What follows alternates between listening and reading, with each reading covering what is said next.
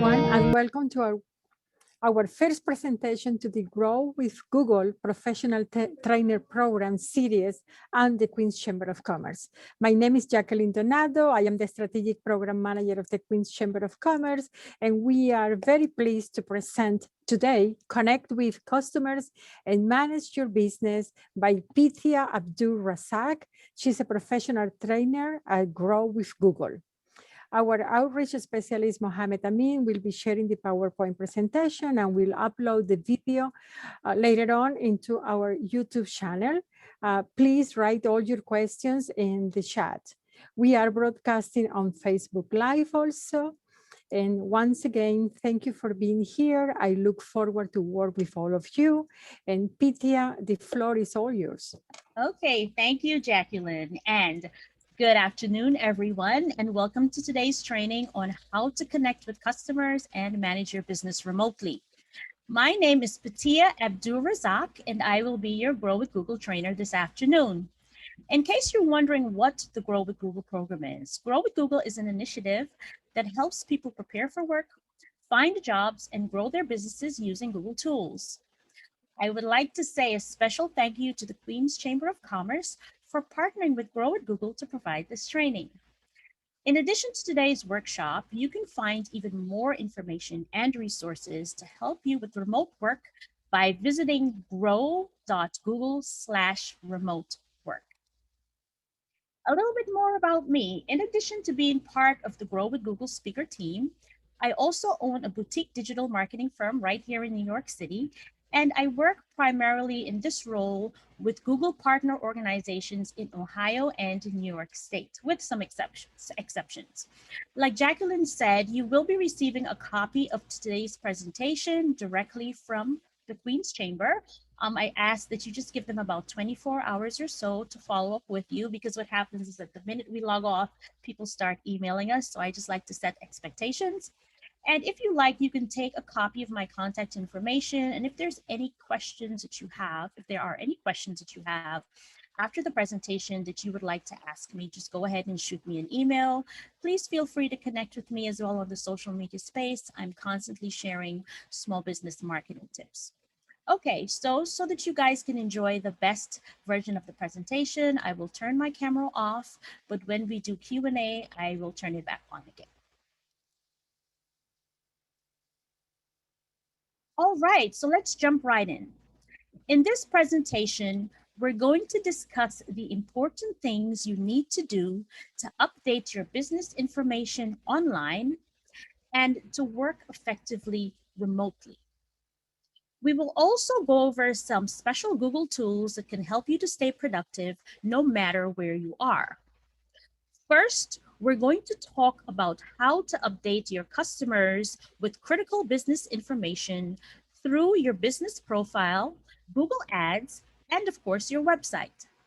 Then we're going to cover how to communicate remotely with your customers and employees with tools like Google Meet and Gmail. And we will also review how to access and collaborate on files with your team using Google Drive. Lastly, as always, I'll share some next steps and some additional resources that are available to you at no cost from Google. One thing I'd like to note is that many of you have probably heard of Google Workspace. And Google Workspace is a suite of products designed for workplace collaboration, storage, communication, and much more. Everything that I'm going to show you today works with both Google Workspace and with what Google calls the consumer version of these tools. So if you're wondering what the consumer version is, that's having access to these tools through your regular Gmail account. So if you have a Gmail email address, you also have access to the tools that we are going to go over today. In a few places where things may be different, I will be sure to point those differences out to you. To use any of the tools I'm going to review today, you need to be signed into your Google account. If you don't have a Google account, you can of course set one up for free. You can choose to get a new Gmail address, or you can use another email address that you already have to register for a Google account by visiting accounts.google.com/signup. If your business or employer uses Google Workspace, then you may already have an email address that doesn't look like a Gmail address, but is still a Google account. If you aren't sure if your work email is Google Workspace, you can just check in with your IT team or whoever set up the email for you when you started working at the organization, and they'd be able to tell you if it is in fact a Google Workspace email.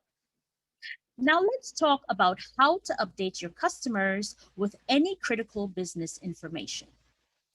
The three areas where you can make these important updates are in Google My Business, Google Ads, and of course, your website. So let's take some time to go over each one, starting with Google My Business. If you have a business profile, it's important to keep it current to reflect any current changes in your business. And of course, last year, right, with all that we experienced, this was extremely important. For those of you who aren't quite too sure what Google My Business is, Google My Business is a free service that allows you to create and manage a business profile. A business profile displays your business information across Google Search and Maps. Once you create and verify your business profile, you can edit the information Google displays and keep your business details up to date. In today's environment, there are some important updates you can and should make to your business profile so your customers see the most accurate information about your business. And of course, we'll go over each section of this in more detail. Please note that due to COVID-19, Google support specialists, at least last year, things are getting a little better, may be operating with a limited team, which may affect some of the timing of your updates. So if you were used pre-COVID to having your updates go through a little bit more quickly than usual, there definitely were some delays last year, and there may be still some delays currently. So you just want to make sure that you are aware of that. For additional guidance on making these updates to your business profile, you can feel free to visit google.com/business. Now, the first area to consider updating is your business description. You can use the business description area to update your customers with any major changes in your business and whatever is most important for them to know. Now, the image on the screen that we're viewing has a call out. And of course, last year, this was extremely important, that notifies the viewer or the potential customer that this business unfortunately had to close temporarily due to COVID-19.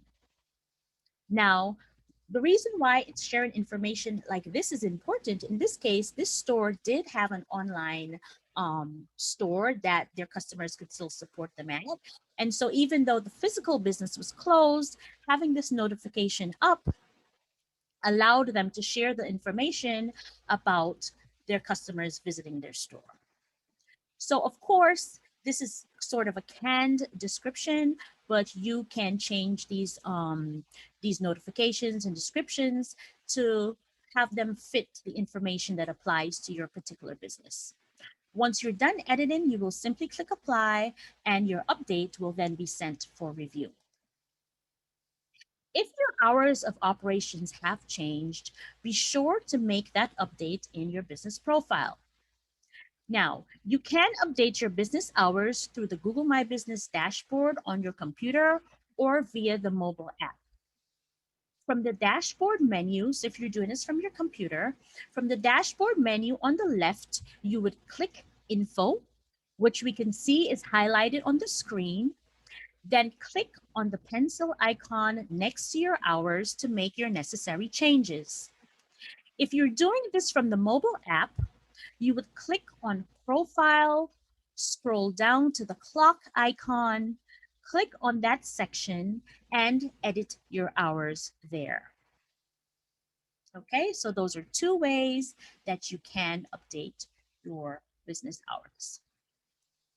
If your general business hours have changed, update your hours by making any necessary adjustments to the days and times that you are now in operation. In this screenshot that we're looking at together, you can see that you have the opportunity to add hours for categories such as brunch, delivery, happy hours, takeout, online operating hours if they apply, pickup, senior hours, drive-through, access, and kitchen. You may also want to add special hours on certain days if you're normally opened but will be closed. For example, maybe there's a Thursday and Friday coming up that you need to take off, but in usual times you would be open on those days. You can add special hours to reflect any of those types of updates in the area beneath your regular hours. Google My Business posts are another great way to feature, or another great feature, I should say, that you can use to update your customers during uncertain times. Posts allow you to provide live updates directly on your business profile. You can do really cool things like communicate news, share information, encourage reservations, even promote an email newsletter, and much more. So if you're wondering, oh my goodness, this is something else for me to come up with in terms of content that I need to share digitally, I will be going over some post ideas for you in a moment. Now, your posts appear within the body of your business profile on both search and maps. You create posts from the Google My Business mobile app, or if you prefer, from the web dashboard.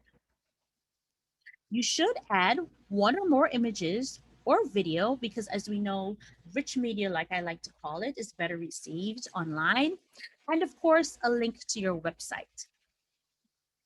All uploaded media must meet the following size requirements: a minimum of 400 by 300 pixels and 10 kilobytes in size, and a maximum of 1,000 by 1,000 pixels or 25 megabytes in size. I will repeat those dimensions for you because that's definitely one of the questions that I usually get.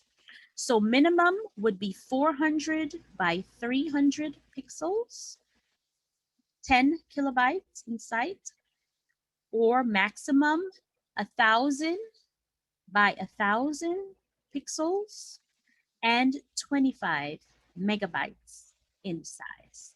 Okay, you guys got that? If not, I'll be happy to refresh your memory further down in when we have Q&A.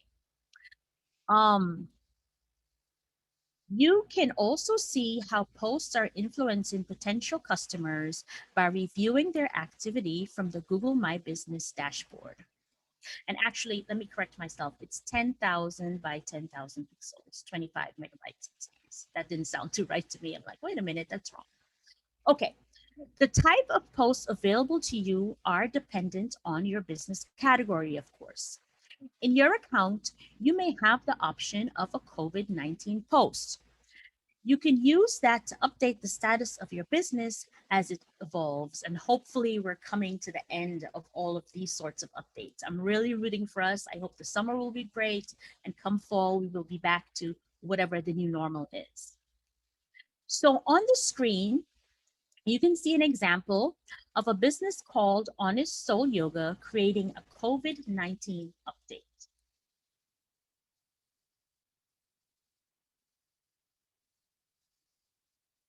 Here are a few ways or a few recommendations for how you can use posts. What's New posts or announcements provide general information about your business, such as a new menu item. You can include a photo or a video that is 30 seconds or less, a link, a call to action button, and any other information that you think would be useful to your audience. Product posts emphasize a specific product that you sell. They require a title and photo or video. And you can also include a call to action button and other details. This post type is available only to businesses with categories that offer products. So, of course, if you don't offer products, this post type will not be available for you. Offer posts advertise promotional sales or offers from your business. They require a title and start and end date as well as times. A view offer call to action button is automatically added to these posts. You can also include a photo or video, coupon code, link, and of course, terms and conditions of the offer. This is a great option for seasonal offers and promotions. Event posts mention upcoming events, celebrations, fundraisers, etc. Posts appear within the body of your business profile on both search and maps. You can also see how posts are influencing potential customers by reviewing their activity from your Google My Business dashboard.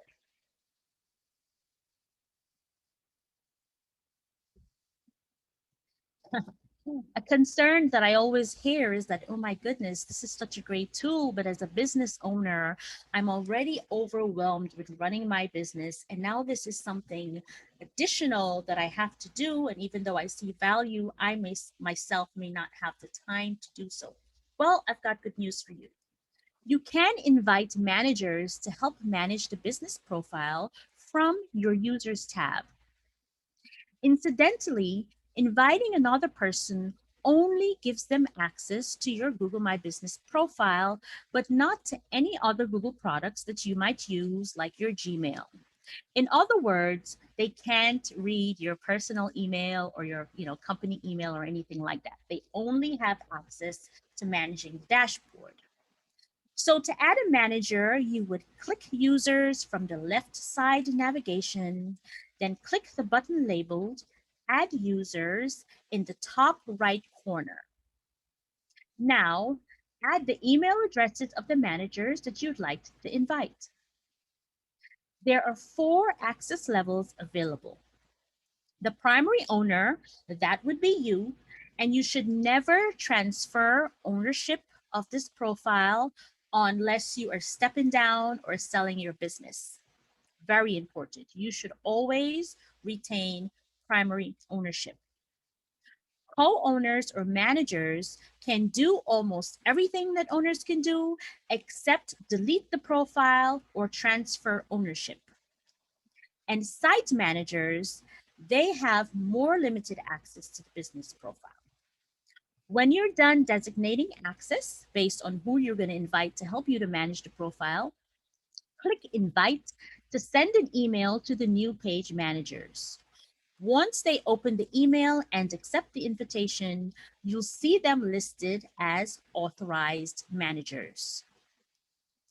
As the owner, you can revoke access to the business profile or transfer ownership.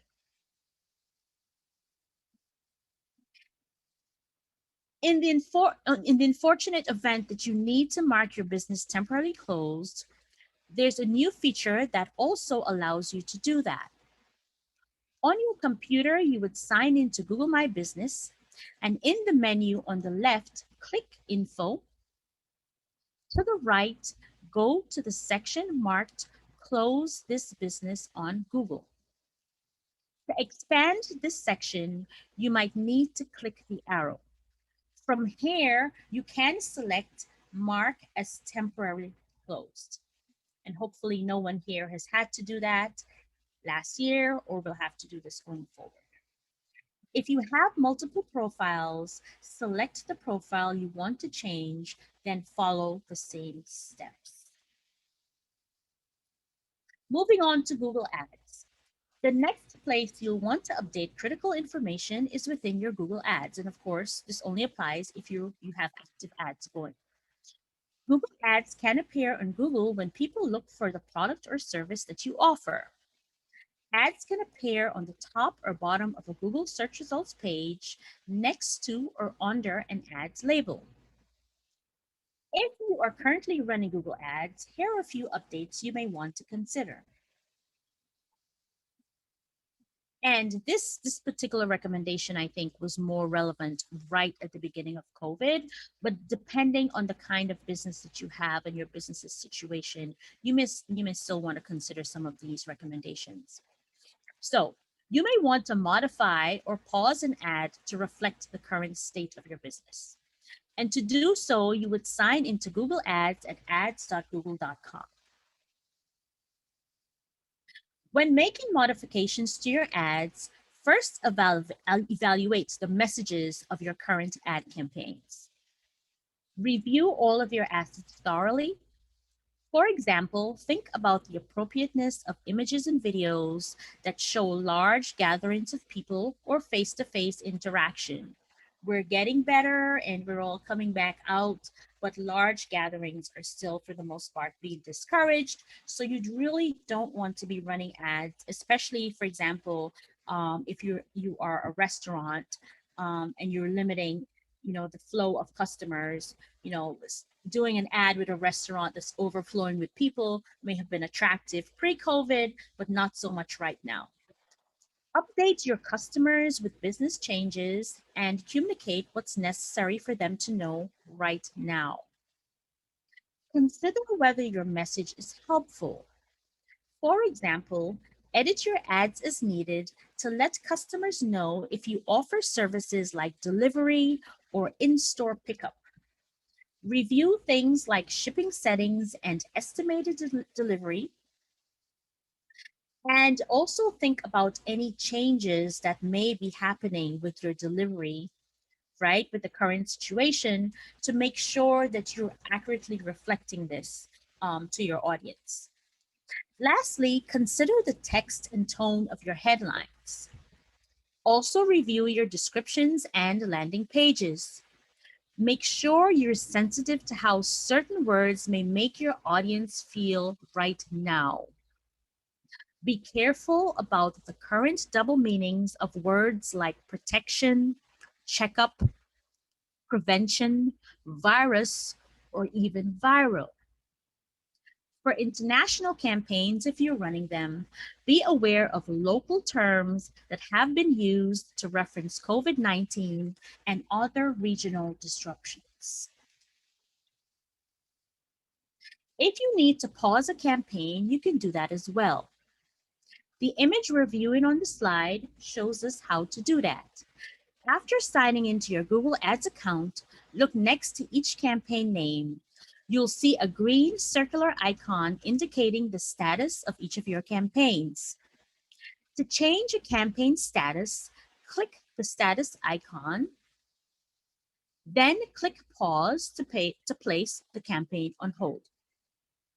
Pausing a campaign will stop its ads from showing until you choose to resume the campaign later. And the great part is you won't accrue charges while they're paused. When you're ready to resume a campaign, select Enable and your ad campaign will begin to run again. The last place where you can update your customers with critical information would be your website, and that's the last area that we're going to cover today. Now, your website should always be the main hub for information about your business. So it's important to update your website, of course, just as we reviewed doing Google My Business, with any critical information, news, and announcements affecting the operation of your business and your customers. One way you can one way you can call out these updates is to share a main announcement on the homepage of your site. And this is the example that we're seeing on the screen. So if your hours have been changed or modified, or you're operating with less staff, this is the kind of call out that should appear immediately on your website. You can add other news and resources where appropriate as well. Take the time to go through your site to see what products, services, and operations may be affected, and include information and resources to help your customers through these changes. Remember to provide any special contact information or highlight your current contact information, especially if there have been changes, of course, right? So that people can reach you readily and that they can get the vital information that they need about your business operation during these times.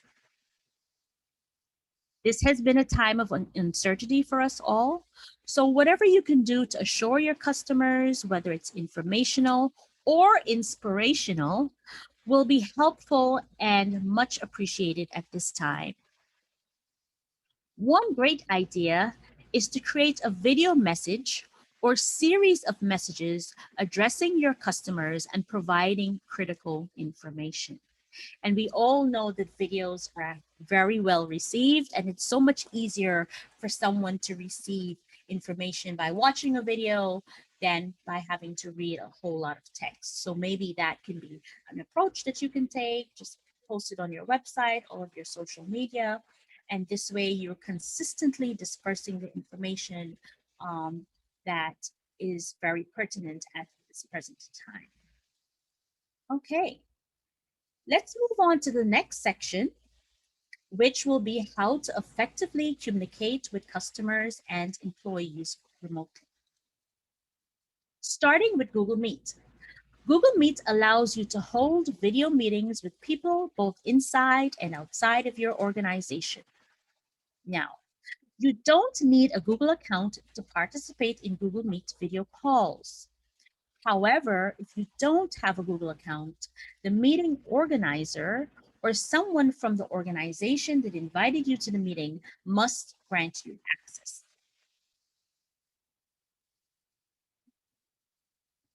With Meet, people can access your meeting from their computer, tablet, or even smartphone.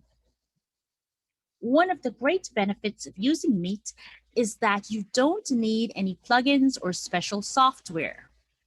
If you're connected to the internet, you can connect on Meet. All conferences in Meet are encrypted, and the security features are turned on by default. What this means is that in most cases, you won't have to do anything extra to ensure that the right protections are in place.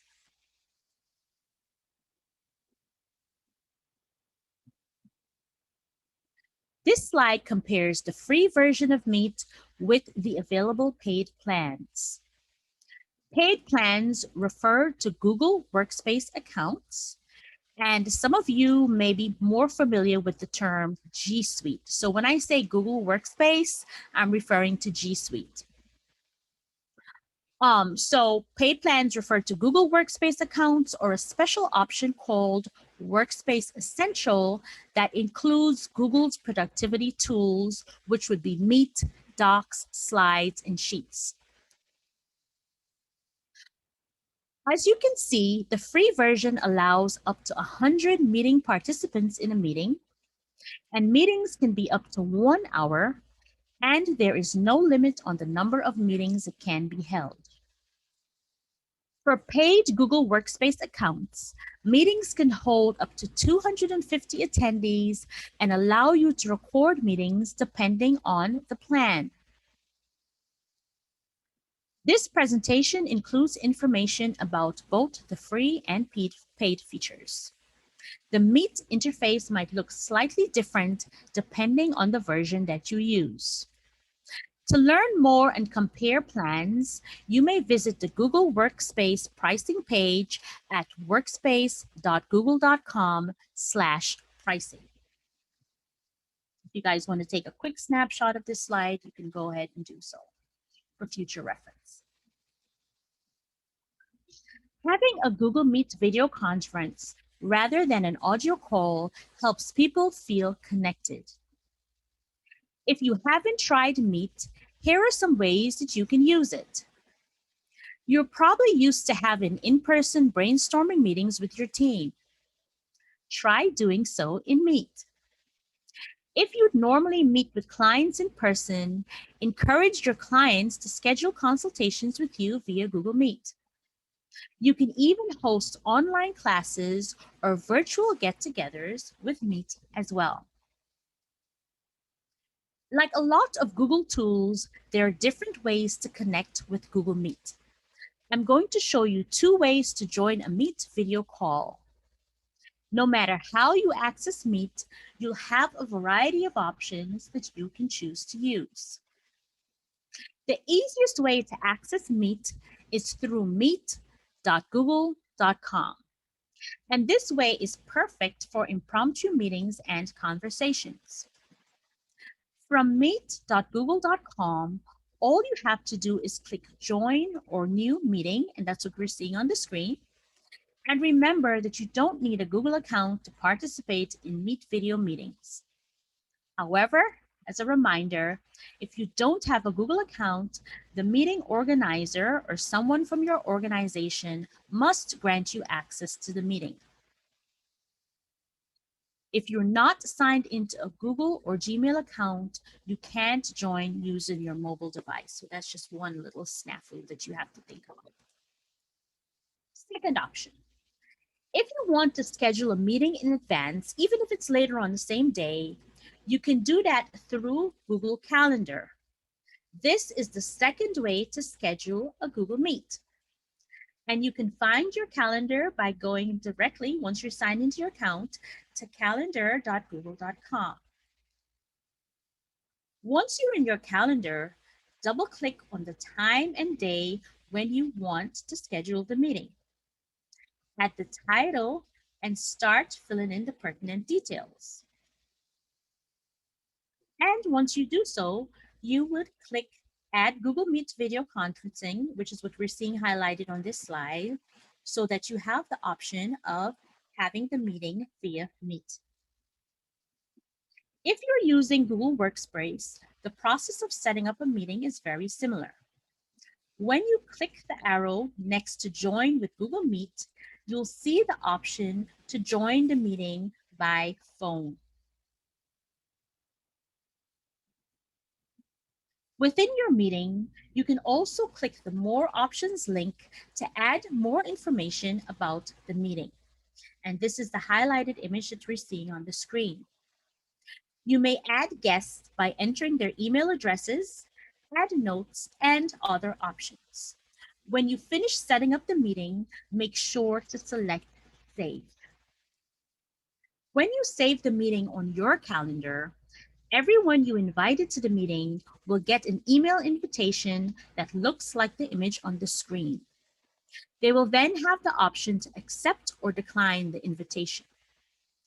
If you go back into the meeting on your calendar, you'll see who has replied yes and who has said no, and of course, who has not yet replied. You could always give those people a nudge, right?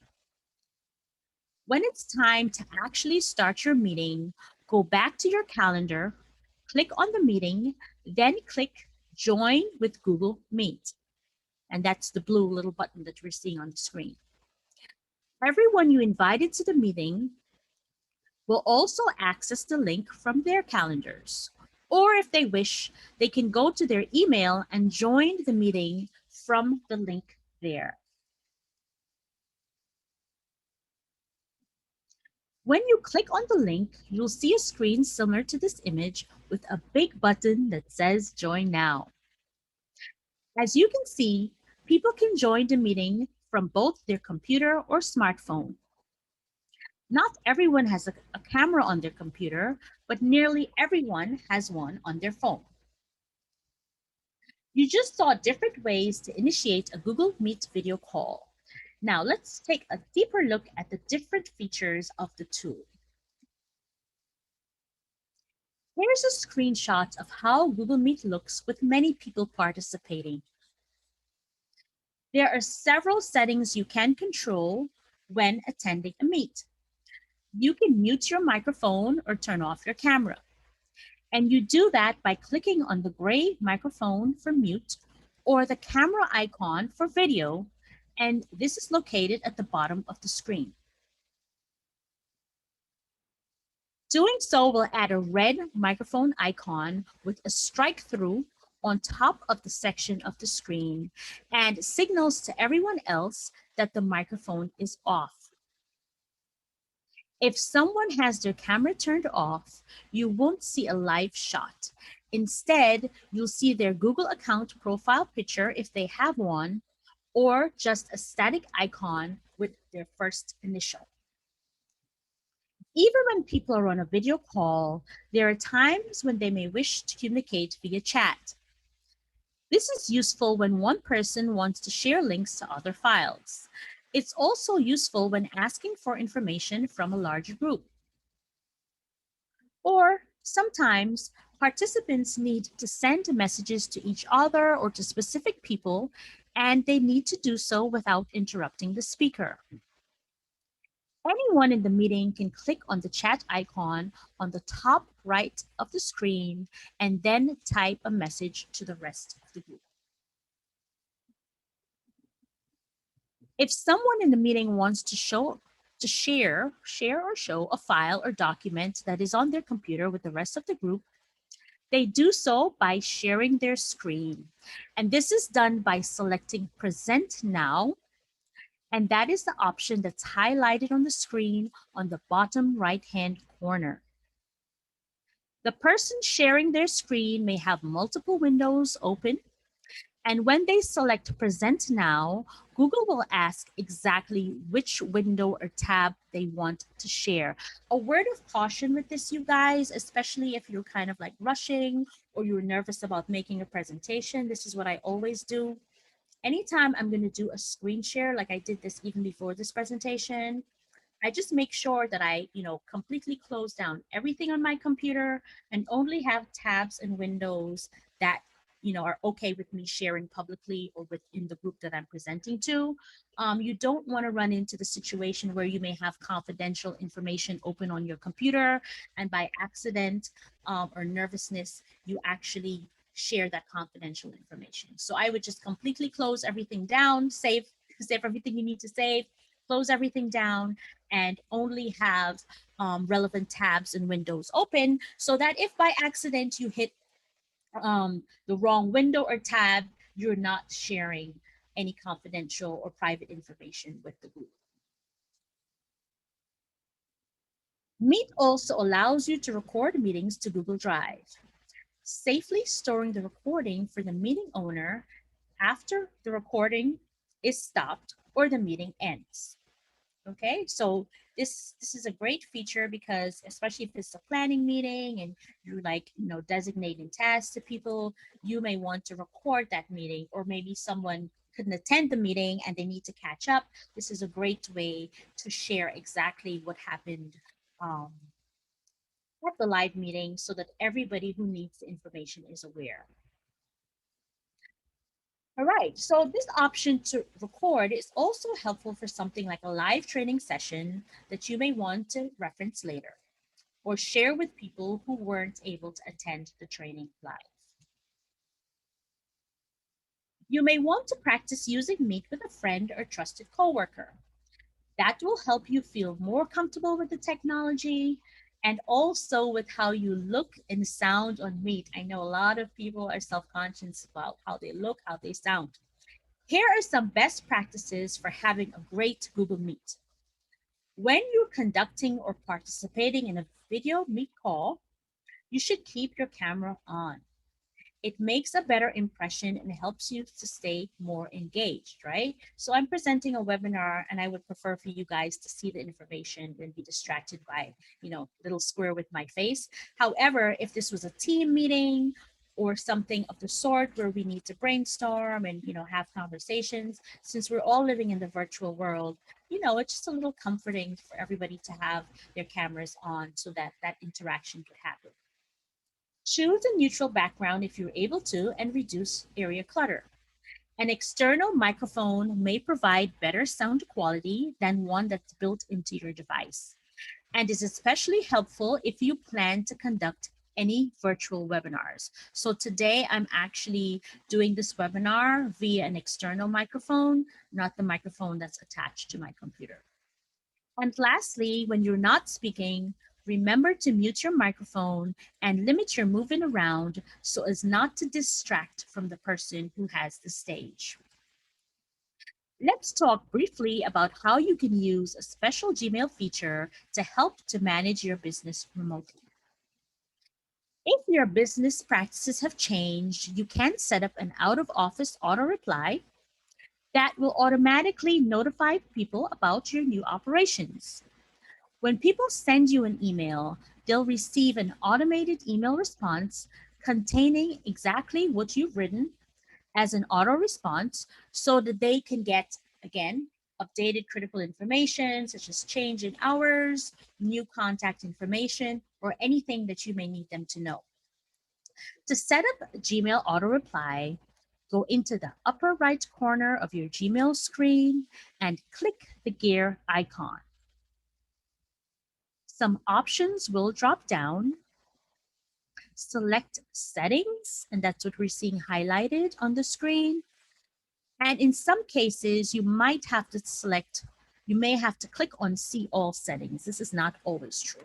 What you're looking for here, though, is definitely the settings option. In the settings area, go to the general tab. Scroll all the way down to the vacation responder area. Type in the first day that you want the auto reply to start, and you can put in a last day or leave blank if it's an open-ended sort of situation. Add a subject line for your response, then type in the content of your email. Click Save Changes, and your auto reply is sent. And a lot of people like to take a snapshot of this image because they don't realize that instead of having to check your email and return full calls or like actually physically respond to emails that customers send you yourself manually, that you can just set up these auto replies to answer frequently asked questions or give updates about what's going on about your business right now. Now, let's talk about being able to access all of your files wherever you are, which of course is especially important when you're managing your business remotely. In this section, we'll talk about the ways that you can do that effectively by using Google Drive. Google Drive houses your Google applications and the apps such as Google Sheets, Google Docs, and Gmail, and a host of other applications that most of us don't use. Google Drive is cloud storage software that you can access by signing into your Google account anywhere and on any device. To access your Google Drive from within your Google account, you will click the grid icon at the upper right-hand corner of the screen, which is what we're seeing in the current animation. If you're already in another Google app like Gmail, you can find the grid icon on the upper right corner there too. And that grid icon always looks a little bit like a waffle to me. I call it a waffle. When you click on the grid icon, you'll see the Google Drive icon as well as the icons for the other Google applications. Most likely the ones you use the most will show up first. Feel free to arrange your apps any way you like, and I highly recommend that you click on the More button. You will be so surprised at the amount of apps that you have access to at no additional charge to you. All right, so that's a little bit of homework. Click More to expand the list and experiment or just familiarize yourself with the additional applications that come with your account.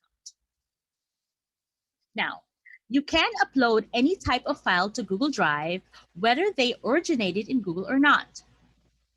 That means that you can upload your Microsoft Word documents, your Excel spreadsheets, your photos, your videos, and much more. You can also bring your files into your Google Drive by finding them on your hard drive and dragging them into your drive. Make sure you use folders to organize your files so that you can retrieve information easily when you need them. You can also convert certain types of files to a web-based Google document.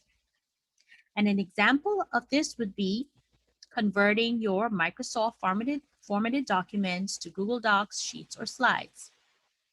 If you end up creating new files within Google Drive, you can also download them as Microsoft format. So this works both ways, right? So a lot of people worry about that. I want to move on to show you a feature that makes collaboration much easier. Once you create a document, you might want to share it and get feedback from other people, such as team members. So what we're seeing here is a blue share button at the upper right corner of the screen. When you click on that, you can add the emails of the people you want to share it with and also assign their editing level. Here's how you can add comments to your files and ask others to contribute to them. First, click on or highlight the word or phrase you want to comment on. And in this example, we used, "Have we started looking for her replacement?" as the phrase or sentence that we want to comment on. Now, there are a couple of different ways to add a comment. I recommend that you go to the top of the screen and find the plus icon. So at the top of the example here, there's a call out that says add comment. That's where the plus icon is. Click that plus icon and you'll get a little pop-up where you can type your comment.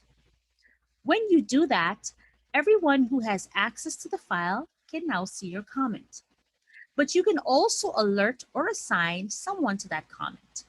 So on the right side of the screen that we're viewing, we can see that Randy alerted and assigned a comment to Pamela.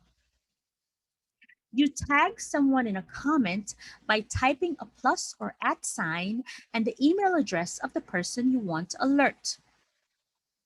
So in this example we're viewing, we can see that Randy typed +Pamela at her email address.com and then typed in her comment. Once you do that, you're given the option to assign the comment to that person as well. This comment is assigned to Pamela, so now Pamela knows that she's responsible for answering and resolving the comment. When you alert or assign a comment to someone, they will get an email notification. They can then go back into the document, read the comment, reply back, make changes, and resolve it if they wish. Any resolved comments disappear from the sidebar of the actual file, but all the communication is stored in the comment area, which can be accessed through the small gray callout box next to the larger blue share button. This process works the same way in Google Sheets and Slides. When you store files in your drive, you can give different people access to different files. For example, say you created a draft agenda for a big event and you want everyone on your event planning committee to have access to the agenda. That's the path I'm showing you on the left side of this screen. But say you also have a budget file and you only want one other person to have access to that. That's the path that you're viewing on the right side of my screen. Even better, you can give different people different levels of access to the file. People can either have access to edit a file, comment on the file without editing, or just view it without the ability to comment or make changes. You can also give people access to a complete folder and store a group of files in that folder. A word of caution: in that situation, everyone who has access to the folder will also have access to the files within that folder. So make sure that you're only adding files to that folder that you're okay with everyone in the group viewing. And yes, in case you're wondering, you can give access to people outside of your organization. This feature makes it perfect for sharing information with your clients or members of your organization. You can access Google Drive as well as any of the individual apps from your mobile device. The screenshot we're seeing shows the Google Drive icon on an iPhone. When you store your files in Google Drive, you can access them anywhere and anytime that you're connected to the internet. And if you know there's a good chance that you're going to be without internet access, you can turn on the available offline setting for the files that you think you may need to access offline. Now let's walk through how we would do this. Say you want to access some files offline.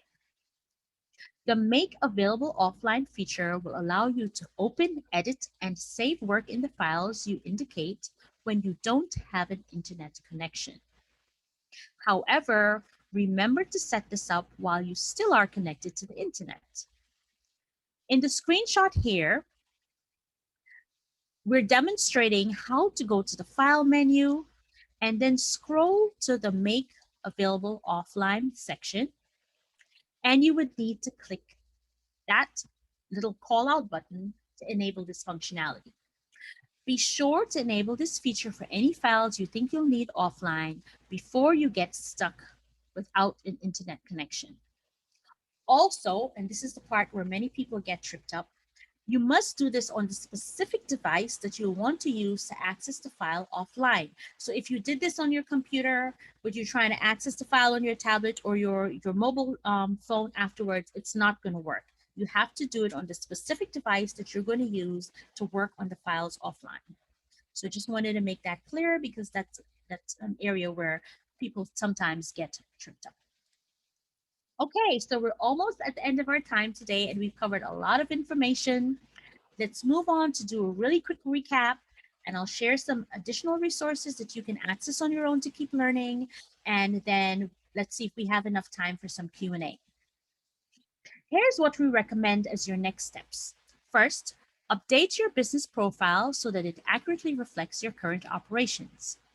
If you've been doing advertising, take another look at your Google Ads and you may need to modify them, pause them, or you may you may decide that they're fine and you can keep them running. It's your decision, right? But just make sure that you take a look. Be sure to keep your website updated. Practice and get comfortable using Google Meet with your team. And if it makes sense, also with your clients or customers. Set up your Gmail vacation responder to provide quick information to people who email you, especially if you're working with reduced hours or staff. Use Google Drive to store and share your files. And lastly, learn how to collaborate on documents and spreadsheets using the Google tools that I shared.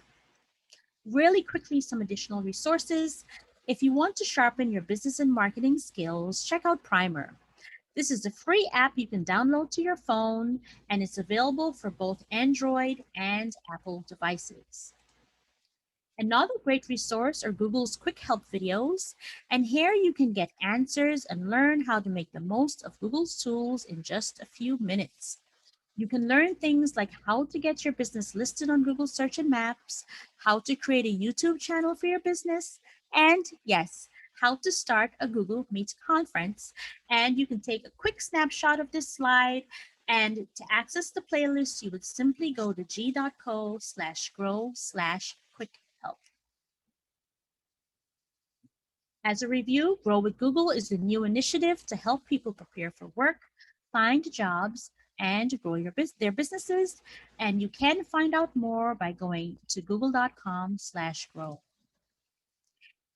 When you get a copy of the presentation, this is slide 58. A lot of people just like to zoom right here. And here are all the resources with direct links that we mentioned in today's presentation. Feel free to check out these mini websites for in-depth information on everything that I covered with you here today.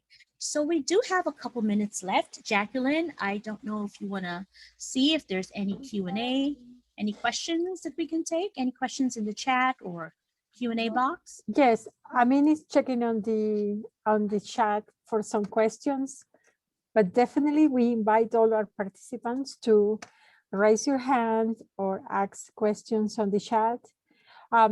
There is a question here from Tamar. May I ask where the meeting recording will be posted? I mean, Well, that's a question for us. So it'll be posted on the Queen's Chamber YouTube channel by tomorrow. And I'll put a link to the channel in the chat.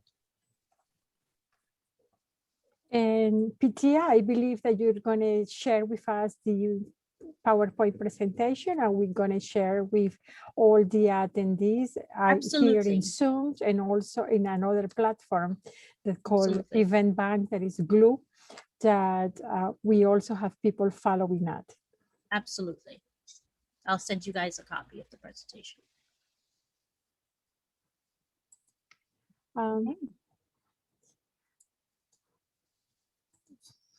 There are some questions coming up. All right. Okay. Wen is asking if I mentioned someone in my blog, how can he knows each time when the visitors click his name in my blog? That's an interesting question. So you mentioned someone on your blog. How could he know each time when a visitor?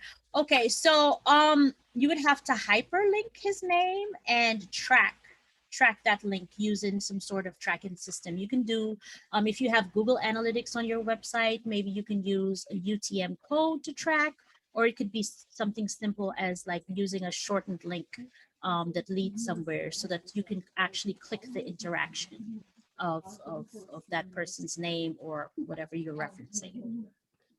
Great question. And also, PT, I believe that all companies, they also have the alerts in case that. Yes, absolutely. You can also set up Google Alerts, right? Yes. For a person's name, a company name, a product name. And so anytime somebody mentions it or whatever, anywhere in the internet, you will get alerted. Yes, Jacqueline. Yes, thank you for that. Pitia, we would like if you can share your information and your email on the chat for participants at this moment. Absolutely, no problem there. I'm going to do that right now. This is my main email address. You guys can feel free to send me any questions that you think about afterwards. Send it to everyone, panelists and attendees. There we go. All right. Great. And I believe that Amin already shared our YouTube channel where we're going to save this information, all this presentation. Right. PT, I want to be respectful of your time. Any final remarks before we leave? We go? Well, I'm hoping that we don't have that many questions because everything was clear, right? And if that's the case, then I did my job. But if you guys are shy, please, you know, the whole goal of attending these workshops is to learn. And so if you do have questions and you didn't want to ask them publicly, please do email me so that I can help you. Yes, and also it's important to mention that there is another webinar coming up. I'm going to share the link also. Okay. It's another presentation that, just give me a few seconds. Is make your website work for you. Yes. Right. And I'll be doing that one as well. July 13. I'm going to share the information on the chat. It's right here. And definitely has been a great experience, a great presentation. Thank you, Pythia. We hope to see you again very soon. Absolutely. And thank you to all the participants.